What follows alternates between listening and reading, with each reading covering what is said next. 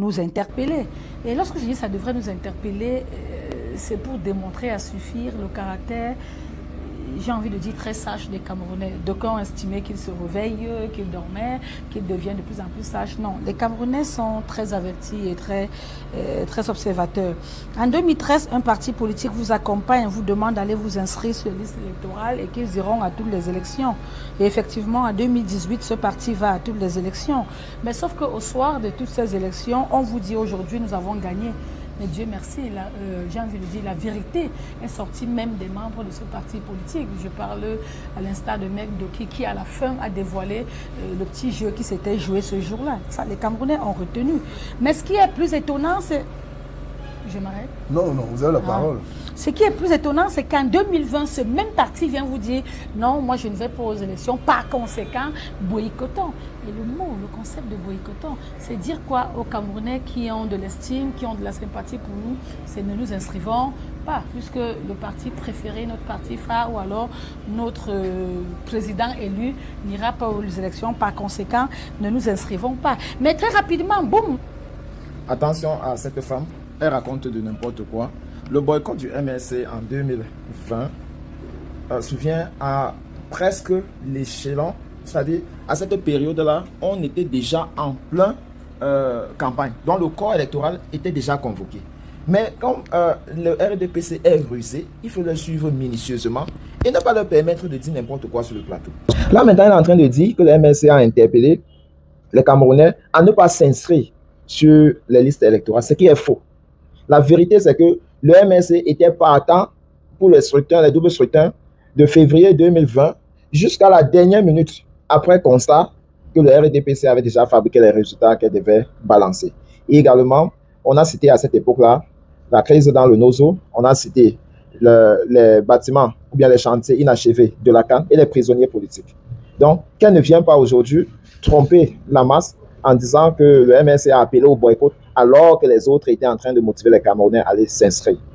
Et Guy Laurent Kwam doit d'ailleurs la répondre. Mais suivons encore, vraiment supportons, hein, même si ça fait mal à écouter, suivons quand même ce qu'elle continue à raconter. En 2024, le parti dit, mais qu'est-ce qui se passe? C'est comme si j'ai fait une erreur. Non, allons nous inscrire et puis on ira à toutes les élections. Mais j'ai envie de vous dire que les Camerounais, rassurez-vous, sont très observateurs. Et surtout pour un homme politique, j'ai pas envie de vous dire qu'en politique, pas d'intérêt, pas d'action. Ça, c'est pour l'homme politique que nous sommes, pour les acteurs politiques que nous sommes. Donc, à chaque fois qu'on pose un acte sur le plan politique, rassurez-vous, soit ça nous est utile ou favorable, soit ça nous dessert, ça nous détruit à la longue. Donc, toutes les actions que les hommes politiques mènent, qui ne pensent pas que les Camerounais ne l'ont pas observé, qui ne pensent pas que les Camerounais ne l'ont pas analysé, qui ne pensent pas que c'est aujourd'hui que ces Camerounais se réveillent. Je vous ai donné le statistique de 2018 pour vous montrer combien étaient inscrits. Et d'ailleurs, je vous ai montré que les inscriptions dans les ruelles de Douala, c'était une activité phare du RDPC. Donc, on se réjouit aujourd'hui que les partis d'opposition... Est-ce que le RDPC est véritablement engagé très engagé parce que si dans cette dynamique de mobiliser les Camerounais à s'enrôler? Merci Sylvain Tchoko. Parce que je disais toujours, vous savez, notre métier nous donne la particularité d'investiguer. On a beaucoup d'éléments qui indiquent aujourd'hui dans les différents agents de l'ECAM que cette mobilisation, cette dynamique est du fait de l'opposition. Au jour d'aujourd'hui. Si vous non, pas du tout. Je dis de l'opposition.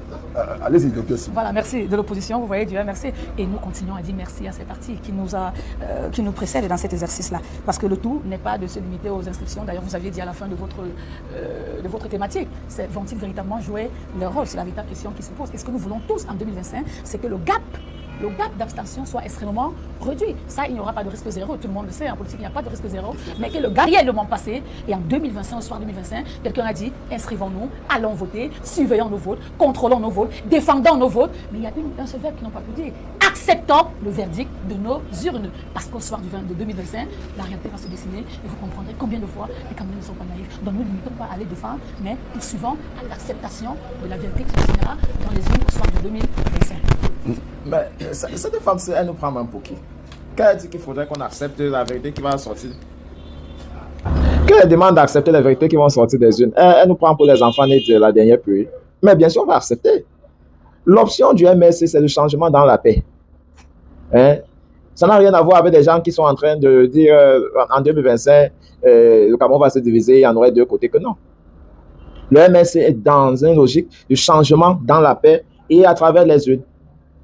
Maintenant, à dire qu'il faut accepter les résultats des urnes, c'est toujours le MSC qui a toujours accepté.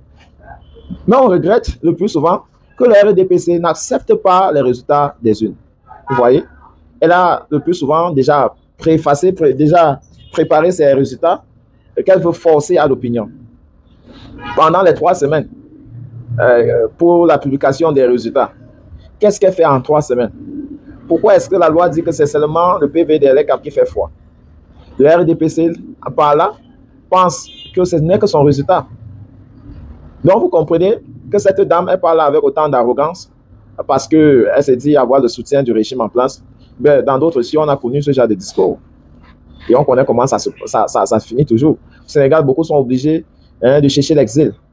Parce que non seulement ils ont voulu adober la tricherie, mais maintenant que la vérité fait surface, ils ne sont pas prêts à accepter, à vivre dans un monde où il y a la transparence. On n'a pas besoin d'être sorcier dans ce pays pour dire que M. Biya n'a pas gagné l'élection en 2018. C'était clair. La preuve en est que les Camerounais, leur majorité, étaient capables d'identifier leur leader chaque fois qu'ils passaient dans la ville. Je ne sais pas si vous avez vu la foule que Maurice Kamto a drainée après 2018. Nul n'était le fait qu'il a dit changement dans la paix. Aujourd'hui, on serait en train de vivre autre chose que ce qu'on vit.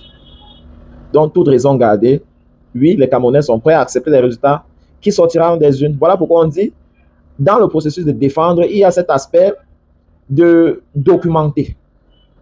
Aristide Mono n'est pas fou lorsqu'il parle de la défense collective des votes et que tous les moyens dissuasifs que le RDPC peut développer entre-temps dans ses cabinets noirs feront face à un peuple qui a soif du changement. Donc, chère dame, tenez-vous tranquille.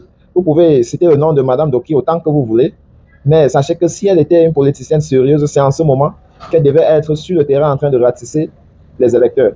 Ce n'est pas après, pour venir à l'annonce d'une convention, commencer à chanter de gauche à droite. Voici le moment. J'ai également régulièrement vu les gens citer les Penda et Koka, les Paul-Éric Ingé, tous les regrettés mémoire. Écoutez, on n'insulte pas la mémoire des gens qui ne vivent pas. Mais ces gens-là, on travaille Maurice Kamto. S'il y a une chose qu'ils ont retenu de Maurice Kamto, c'était que c'est un homme qui veut le changement dans la paix. Et je pense que le timing en ce moment, c'est pour enrôler les Camerounais massivement sur les listes électorales. Quoi que vous faisiez, nous n'allons pas laisser cette thématique-là pour autre chose. Beaucoup veulent qu'on commence à parler des votes maintenant, des programmes politiques. Non, il y a un temps pour tout sur le calendrier électoral. Il y a un temps pour tout. Ça, c'est la période pré-campagne, la période de sensibilisation.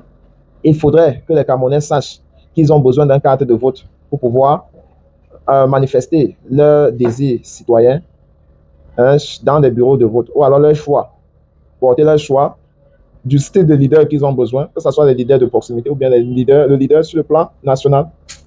J'ai entendu que du côté de Bonabéry, il y a certains qui jouent le jeu d'enrôler les Camerounais et retenir leur récépissé. Il faut dire cela, c'est en marge de la loi, et tout individu qui s'expose à ce genre de pratique-là est susceptible à être traduit dans des juridictions compétentes.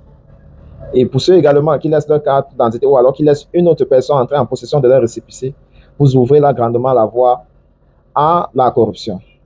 Pour 2035, nous n'avons pas besoin de tout le monde, mais des personnes soucieuses du changement et qui sont conscients qu'ils peuvent participer en état conscient.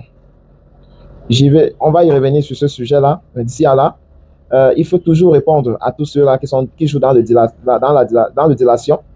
Les problèmes des ambassades de la diaspora, il faudrait qu'on le dise, le répéter n'est pas accès, que les quand même devraient se plier résolument sur ce dossier-là qui est brûlant, pour que les Camerounais désireux de s'inscrire sur les listes électorales dans la diaspora puissent le faire sans contrainte. Ils ont le droit de participer au processus démocratique dans leur pays, parce qu'ils envoient déjà assez de fonds pour soutenir les activités dans ce pays.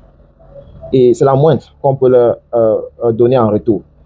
Mon vœu, c'est que ce message puisse porter et que les autorités, là on est en train de citer les problèmes de fonds, les problèmes d'argent, les problèmes de logistique. Ben, ce pays a beaucoup d'argent. 14 milliards de budget que LKMA, ça sert à quoi si c'est que d'accompagner les Camerounais? On nous parle des kits, ben, c'est beaucoup d'argent qui a été mis pour préparer cette période. Il faudrait que les fonds soient débloqués pour ce fin utile, parce qu'elle est très utile. Et nous sommes à 4 mois hein, de la clôture des inscriptions sur les listes électorales. Nous devons, comme en matière d'urgence, inscrire ceci à l'ordre du jour et ramener la sérénité dans la communauté camerounaise de la diaspora. Voilà.